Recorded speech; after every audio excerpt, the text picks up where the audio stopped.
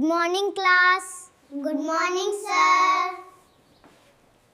په یو کلی کې یو ډیر ایماندار استاد اوسېدو چې نوم یې احمد صاحب و.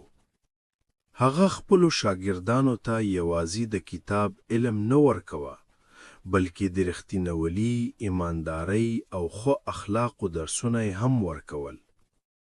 د هغې له شاګردانو نه یو هلک علي و چې ډیر هوښیار و خو کله نه کله کوشش کولو چې حقیقت پټ کړي. یو ورځ په کلاس کې استاد یو سخت سوال وکړو. علي جواب ولیکه خو هغه یې له خپل ملګري نه نقل کړی و. کله چې احمد صاحب کاپیانې وکتلې نو شک کې شو. هغه علي راوغتل او په نرمي یې ترې تپوس وکړو. زویه دا جواب دې خپله لیکلی دی؟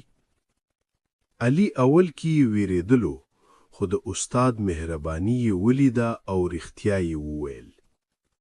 احمد صاحب مسکی شو او وویل زویه خطا بده نه ده خو دروغ ویل بده خبره ده.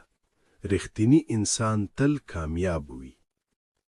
علي ته خپله خطا معلومه شو او وعده یې وکړه چې وروسته به تل ایمانداري کوي. له هغې ورځې وروسته هغه نه یوازې یو ښه زده کوونکی شو بلکې یو رښتینی انسان هم جوړ شو.